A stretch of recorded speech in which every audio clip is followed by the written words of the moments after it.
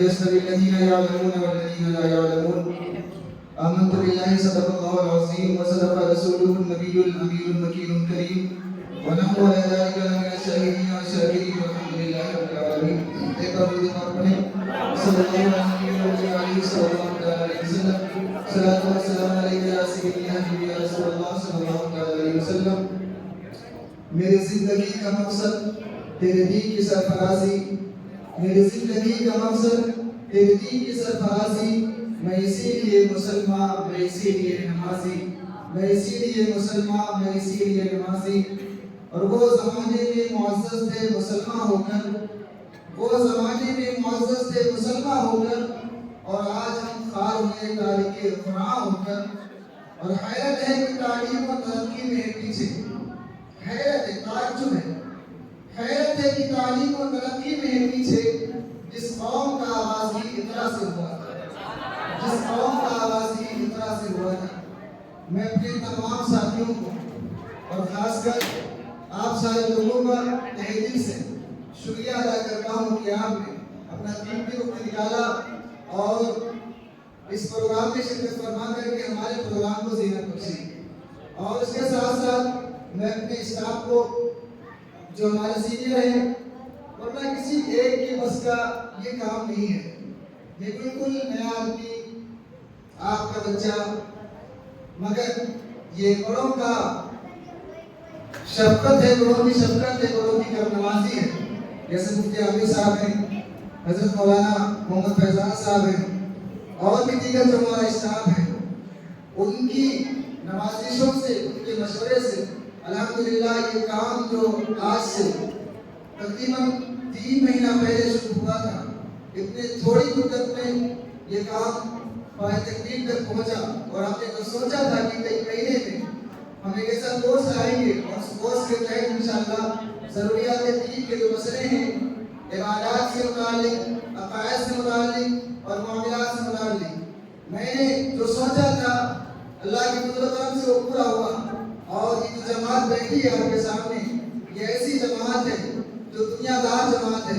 ऐसा नहीं है कि ये मदरसे में पढ़ रहे हैं, ये दुनियादार जमात है, इसमें कोई कारोबारी है, कोई तो स्टूडेंट है कॉलेज का, मगर फिर भी इनके शौक और शौक को सलाम कि जो उम्र खेलने की होती है, बिगड़ने की होती है, उस उम्र में इन्होंने कदम बढ़ाया इल्म दीन के लिए और बहुत ही दिलचस्पी के साथ सीखा है।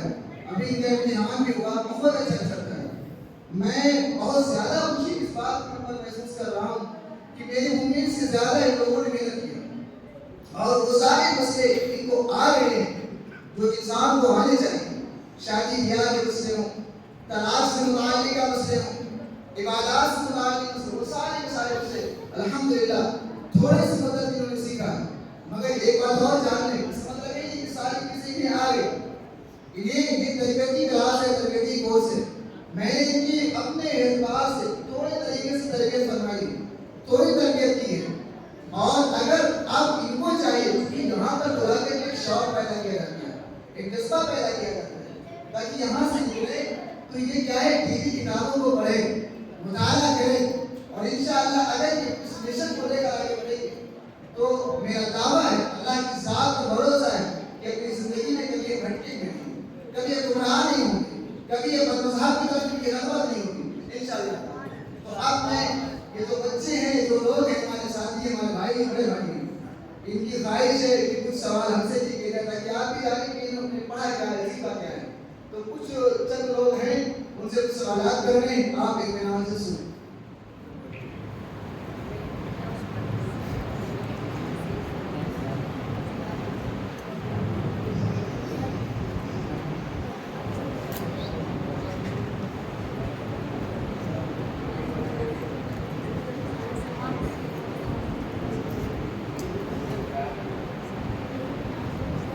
सबसे पहले बुला रहा हूँ मोहम्मद अबू बकर इब्न अब्दुल रशीद साहब।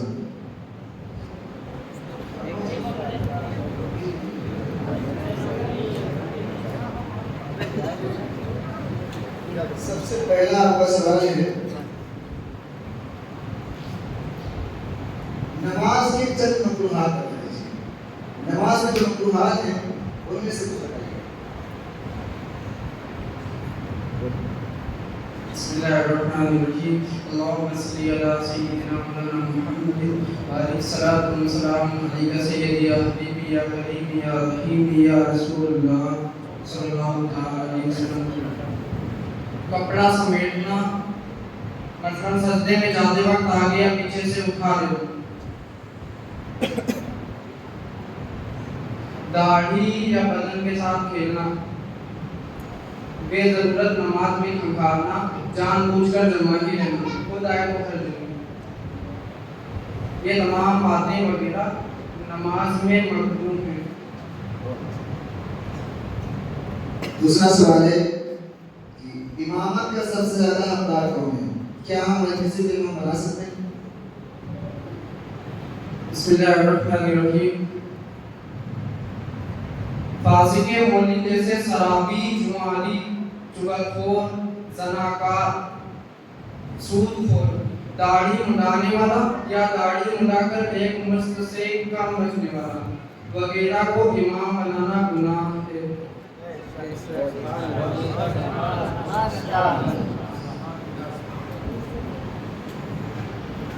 अब तीसरा सवाल ये है कि जमात के साथ नमाज पढ़ने की फजीलत क्या है? क्योंकि होता है कि हम जमात जो है बगैर किसी उज़्र के छोड़ देते हैं। मुझे बताइए कि नमाज जमात के साथ नमाज पढ़ने की फजीलत। बिस्मिल्लाहिर्रहमानिर्रहीम। जमात वाजिब है। एक नमाज जमात के साथ अदा करने में 27 नमाजों का सवाब मिलता है। जमात छोड़ने वाला गुनहगार और छोड़ने की आदत बना लेने वाला फासिक। छठा सवाल आपसे है, खुतबा की अजान जो है वो इमाम के सामने देना चाहिए या मस्जिद के बाहर इमाम के सामने? मतलब खुतबा की अजान मस्जिद के अंदर इमाम के सामने पढ़ना चाहिए या फिर मस्जिद के बाहर इमाम के सामने? बिस्मिल्लाहिर्रहमानिर्रहीम। खुतबा की अजान इमाम के सामने मस्जिद के बाहर पढ़ना सुन्नत है कि हुजूर इस्लाम और सहाबाए-किराम के ज़माने में खतीब के सामने मस्जिद के दरवाजे पर हुआ करती थी। माशाअल्लाह, ठीक है। आप बुलाएंगे मोहम्मद अबरार इब्ने हाजी अल हसन। सबसे पहला आपके आगाह में सवाल ये है कि शिर्क किसे कहते हैं और कुफ्र किसे कहते हैं? अस्सलाम वालेकुम।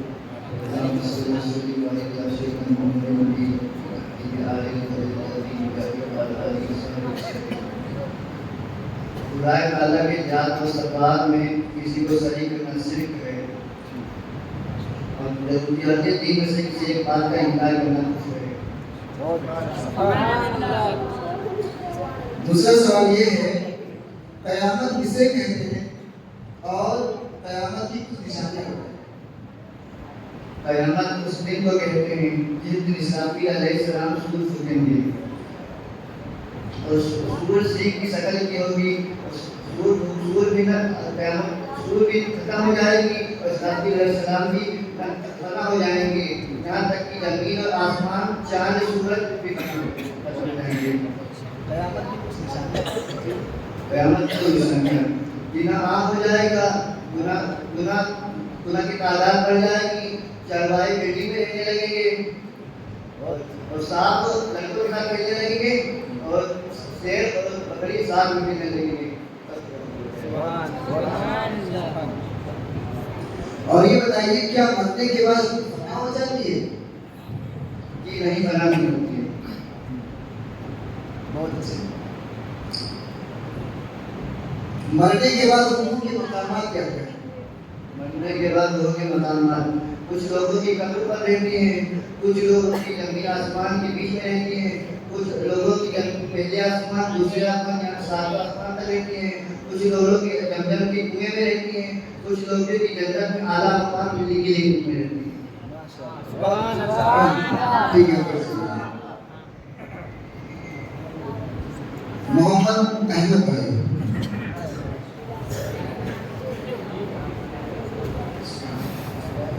मेरा सवाल आपके बारे में ये है, हुस्न में कितनी बातें फर्ज हैं?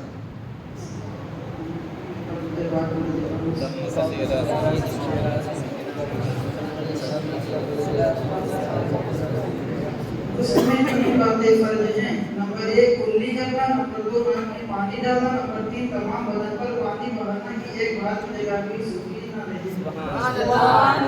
और कुल्ली करते वक्त ये ख्याल रखें कि मुंह में कोई चीज गुटखा वगैरह अगर खां तो कायदे से मुंह साफ कर लें। और नाक में पानी नर्म हड्डी तक पहुंचाना जरूरी है। और औरत वगैरह को जेवरात पहनने हो तो उस कायदे से एहतियात के साथ पानी पहुंचा दो।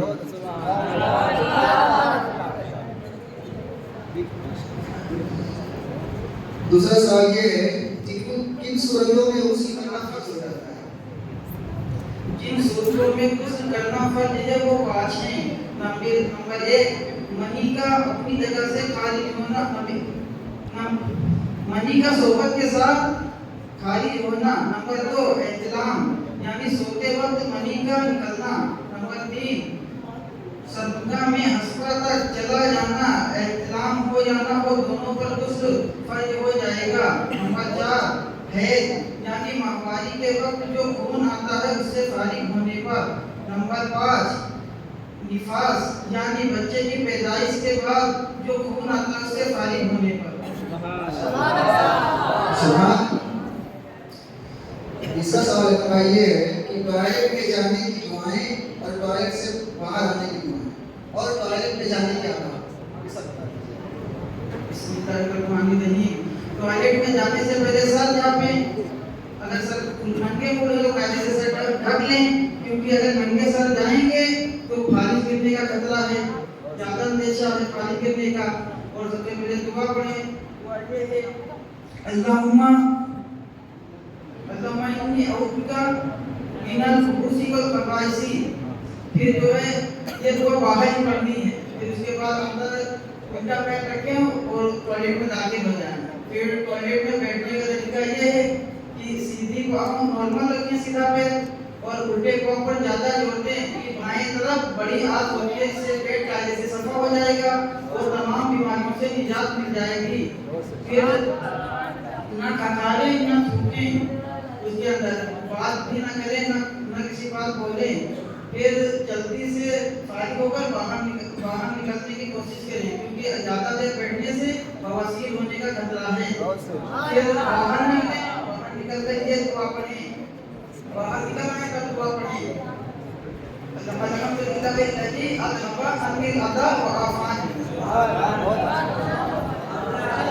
भाई 14 सवाल ये है नजासत गलीज़ा किसे कहते हैं?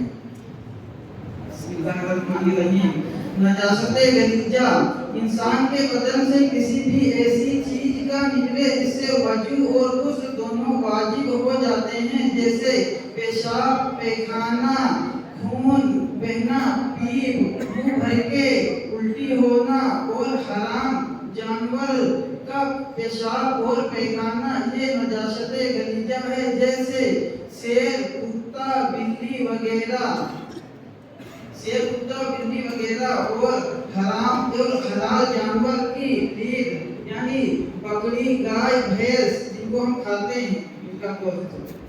और अगर नजासत गलीज़ा बदन या कहीं पर लग जाए तो इसका हुक्म ये है कि अगर 1 दिरहम से ज्यादा लगी है, 1 दिरहम का माना कि हथेली पे पानी रखें और जितना पानी हथेली टेढ़ करें, जितना पानी ठहर जाए वो जो है 1 दिरहम के बराबर होगा। उसकी मिकदार से ज्यादा अगर लगी है तो उसका पाक करना फर्ज है, और अगर बराबर लगी है तो उसका पाक करना वाजिब है, अगर कम है तो उसका पाक करना सुन्नत है।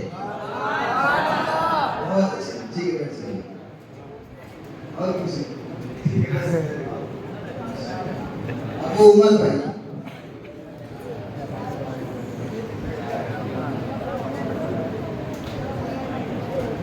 सबसे पहला सवाल आपसे ये है नमाज के फ़राइज़ कितने हैं? अस्सलाम वालेकुम। आप लोगों को एक बार दुरूद शरीफ पढ़ो। अल्लाहुम्मा सल्ली अला सय्यिदिना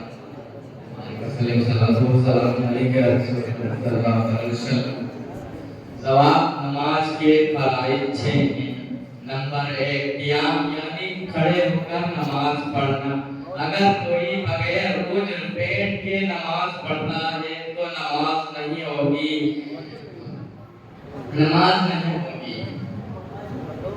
नंबर 2 क्या यानी फर्ज की पहली 2 रकातों में और सुन्नत नफिल और वितर की हर नमाजों में कुरान शरीफ पढ़ना। अलहम्दु और एक सूरत या फिर 3 आयत ऐसी पढ़े जो एक आयत के बराबर हो, एक बड़ी आयत के बराबर। नंबर 3 रुकू यानी पीठ को झुकाने और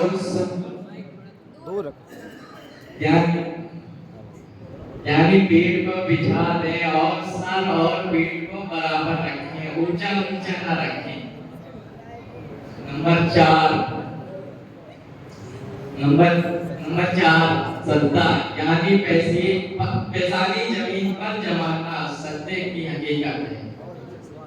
नंबर 5 कायदे अकीरा तैयार से व रसूलु तक पढ़ना। नंबर 6 गुरुजे सही कायदा अकीरा के बाद सलाम कहकर नमाज से बाहर।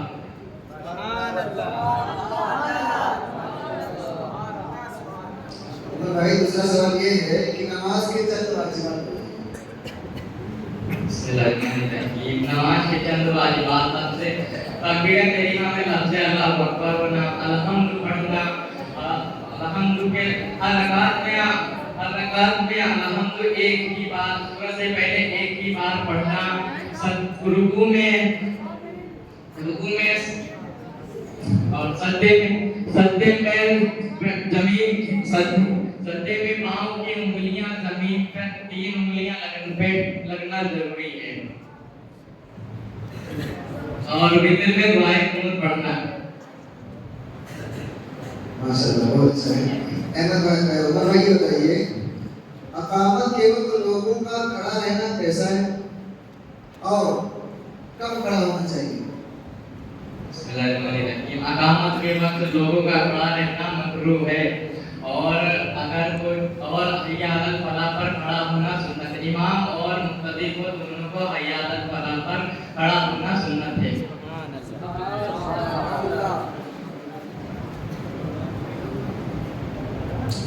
मस्जिद में दाखिल होने और निकलने की दुआ है। मस्जिद में दाखिल होने की दुआ अल्लाहुम्मा फ़्ताली अब्वाबा व रहमतिका और मस्जिद से निकलने की दुआ बिस्मिल्लाहिर्रहमानिर्रहीम अल्लाहुम्मा इन्नी अऊज़ु बिका अल्लाहुम्मा इन्नी असअलुका मिन फ़ज़लिका व बिरहमतिक।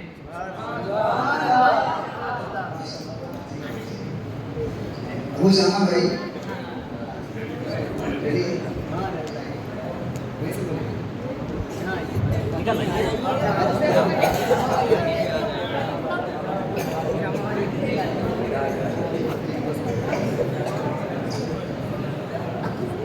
आप ये बताइए अपने मज़लूमीन को किस चीज का सवाब बख्शा जा सकता है? अस्सलाम वालेकुम व रहमतुल्लाहि तआला व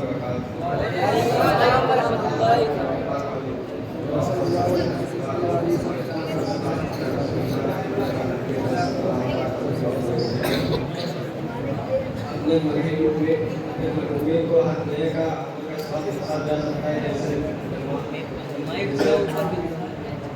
जैसे फार्ज वाजिब सुन्नत नफिल नमाज रोजा हज ज़कात दर्स दीन नासरीफ दुरूद पाक वगैरह हर नेक अमल का सवाब पहुंचाया जा सकता है। सुभान अल्लाह। दूसरा सवाल आपसे ये है क्या ऐसा सवाब करने से मुर्दों को कोई फायदा पहुंचता है? बिस्मिल्लाहिर्रहमानिर्रहीम। जी हाँ, ऐसा सवाब करने से नेक लोगों के दर्जात बुलंद होते हैं और गुनहगारों के गुनाह माफ होते हैं और कब्र की शक्ति और जान मुश्किल से निजात मिल जाती है, उसमें तकलीफ हो जाती है। जैसा अल्लाह ताला के चाहने से होता है। मुशामा ये आप ये बताइए फातिहा का मुकम्मल तरीका बता दीजिए। जैसे कि एक तरीका है बिल्लाहि मिनश शैतानिर रजीम बिस्मिल्लाहिर्रहमानिर्रहीम कुल या अय्युहल काफिरून ला अअबुदु मा तअबुदून वला अंतुम अअबुदूना मा अअबुदु वला अना अअबुदु मा अअबदतुम वला अंतुमा कुलमा अबद लकुम दीनुकुम वलियदीन बिस्मिल्लाहिर्रहमानिर्रहीम कुल हुवल्लाहु अहद अल्लाहुस Samad lam yalid wa lam yulad wa lam yakul lahu kufuwan ahad bismillahirrahmanirrahim qul huwallahu ahad allahus samad lam yalid wa lam yulad wa lam yakul lahu kufuwan ahad bismillahirrahmanirrahim qul huwallahu ahad allahus samad lam yalid wa lam yulad wa lam yakul lahu kufuwan ahad bismillahirrahmanirrahim qul a'udzu birabbil falaq min syarri ma khalaq wa min syarri ghasiqin idza waqab min syarri nafasati fil 'uqad min syarri hasidin idza hasad bismillahirrahmanirrahim a'udzu birabbin nas malikin nas ilahin nas min syarril waswasil khannas alladzi yuwaswisu fi sudurin nas alladzi yutiwan nas bismillahirrahmanirrahim wa ilahukum ilahun wahid la ilaha illallah wa ilahukum ilahun wahid la ilaha illallah La ilaha illallah. Bismillahirrahmanirrahim. Alhamdulillahi rabbil alamin. Arrahmanirrahim. Maliki yawmiddin.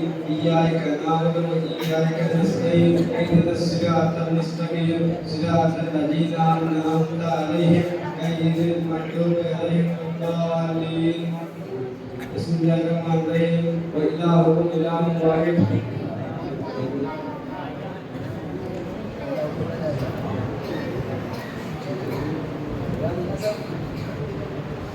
माशाअल्लाह वक्त की तंगी है वरना सब सुना जाता है ठीक है बैठ सकते बहुत अच्छा जी आगे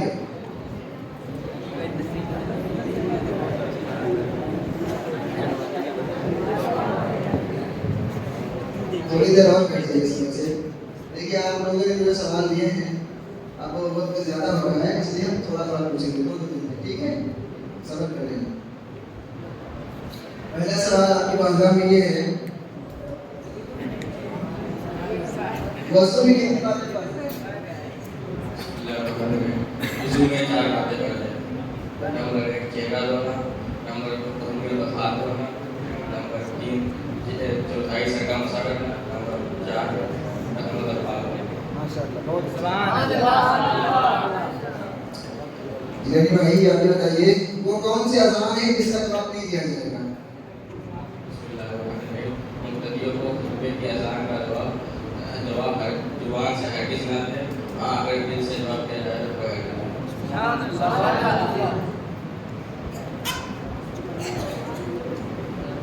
किन सूरतों में अज़ान कहना मुस्तहब है बच्चे के मगबूब और मगमूम के गिरगी वाले और बदमिजाज और बदमिजाज और सलामी रूहान के वक्त मैयत को दफन करने उनके बाद जिनके सक्रेसी वक्त और जंगल में रास्ता हो जाने के वक्त इन सब ताकि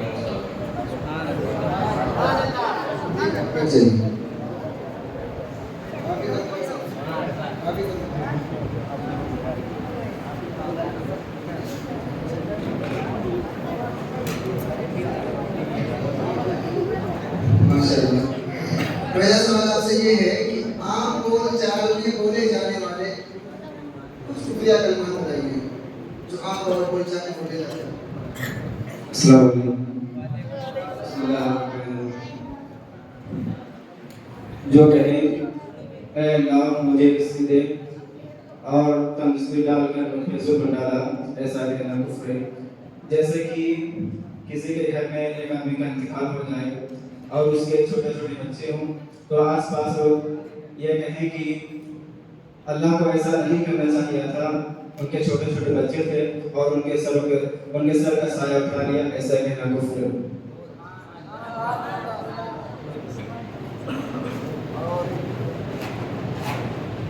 ये बताइए अगर किसी से शिर्क या कुफ्र हो जाए तो वो क्या करें अगर किसी से शिर्क या कुफ्र हो जाए तो वो क्या बिस्मिल्लाहिर्रहमानिर्रहीम तौबा करे तजदीद ईमान करे यानी कलमा पढ़कर फिर से ईमान लाए और अगर बेबी वाला हो तो तजदीद निकाह करे और मुरीद हो अगर तो तजदीद नियत भी करे माशाअल्लाह और तीसरा सवाल आपसे ये है जहन्नम के सबसे हल्के अज़ाब के बारे में बताइए। जहन्नम में जो सबसे हल्का जहन्नम में सबसे हल्का अज़ाब जिसको होगा उसे आग की जूतियां पहनाई जाएंगी जिससे दिमाग खोलने लगेगा और उसको लगेगा कि सबसे ज्यादा हल्का अज़ाब उसी को हो रहा है। हालांकि सबसे हल्का उसको लगेगा कि सबसे ज्यादा अज़ाब उसी को हो रहा है, हालांकि सबसे हल्का अज़ाब उसको हो रहा होगा। समझे? मतलब हल्के अज़ाब की बात है और हम उसमें करते हैं। और ये बताइए जन्नत क्या है और जन्नत में जन्नतियों को किस किस तरह की नेमतें मिलेंगी, और जन्नत के बारे में बताइए। बिस्मिल्लाहिर्रहमानिर्रहीम। जन्नत एक मकान है जिसे अल्लाह ताला ने ईमान वालों के लिए बना रखा है और जन्नत में अल्लाह पाक ने ईमानदार बंदों के लिए ऐसी नेमतें ऐसे उन्वान मामूसात नेमतें जमा फरमाई हैं कि जिन तक आदमी का वहम व ख्याल नहीं पहुँचता। न ऐसी नेमतें किसी आँख ने देखी है, न किसी कान ने सुनी है, न किसी के दिल में उनके ख्यालों का ख्याल गुजरा। उनका वस्फ पूरे बयान में करना। बहुत अच्छा, बैठ जाइए, ठीक है। और हाफिज़ मोहम्मद शाह,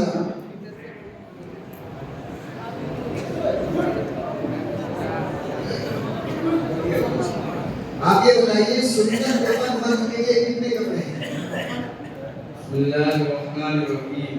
सुन्नत कफन मर्द के लिए 3 कपड़े हैं। नंबर 1 लिफाफा, नंबर 2 इजार यानी तेहबन, नंबर 3 कमीज।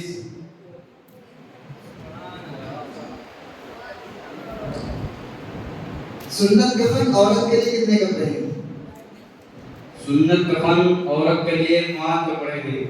नंबर 1 लिफाफा, नंबर 2 इजार, नंबर 3 कमीज, नंबर 4 सीना बंद, नंबर 5 ओढ़नी।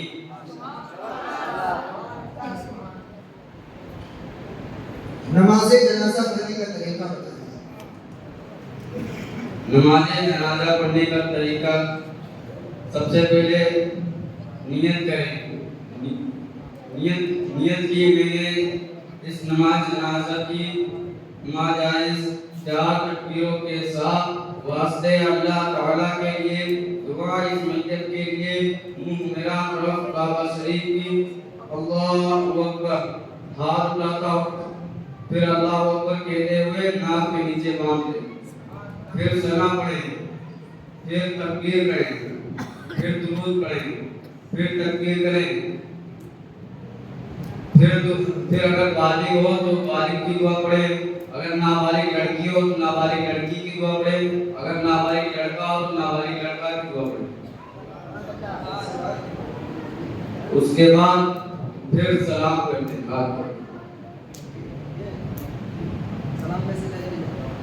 हाथ जोड़कर सलाम करते हैं।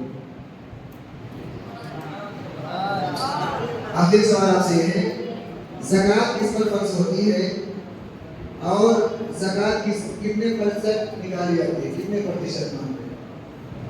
ज़कात हर मालिक निसाब पर फर्ज होती है। ज़कात 40% निकाली जाती है। तौसीफ भाई, 40%।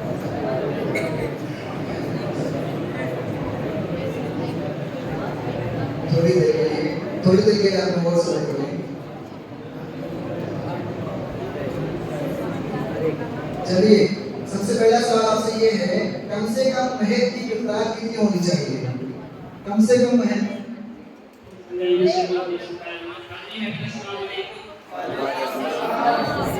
वो रकम जो शरई लिहाज से हर शोहर पर वाजिब है उसे महर कहते हैं। महर की मिकदार 10 दिरहम होना चाहिए और ज्यादा की कोई हद नहीं। 10 दिरहम की मिकदार 10 ग्राम 618 मिलीग्राम चांदी होती है, जिसकी कीमत तकरीबन 2210 रुपए होती है। इसकी कीमत बढ़ती बढ़ती रहती है।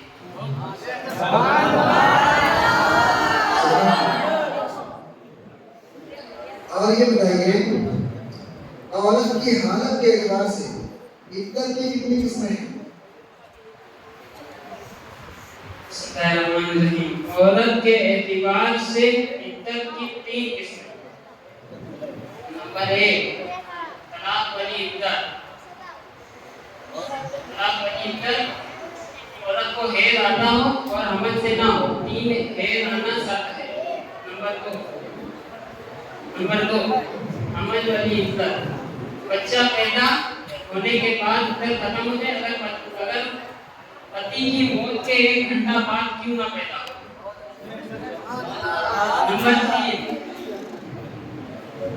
बेवा की इद्दत 4 महीना 10 दिन। बहुत अच्छा।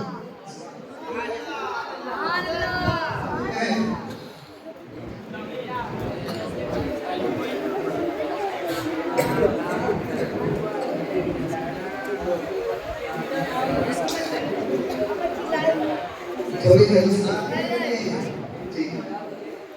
तो मैं भाई आप ये बताइए कि हुजूर सल्लल्लाहु अलैहि वसल्लम की विलादत कब हुई? तारीख। अस्सलाम वालेकुम। हुजूर सल्लल्लाहु अलैहि वसल्लम की विलादत 12 रबीउल अव्वल तकरीबन 20 अप्रैल 1571 ईस्वी में हुई।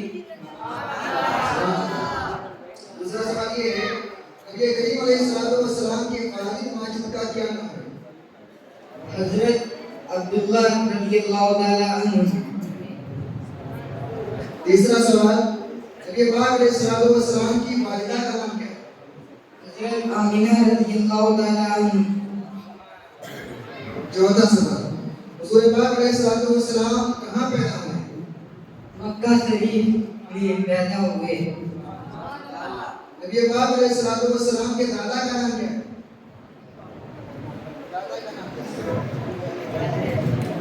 हजरत अब्दुल मुत्तलिब रज़ियल्लाहु ताला अन्हु।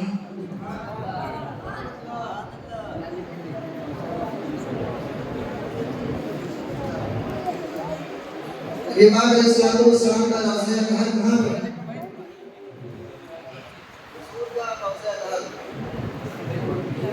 मदीना शरीफ में। माशाअल्लाह बहुत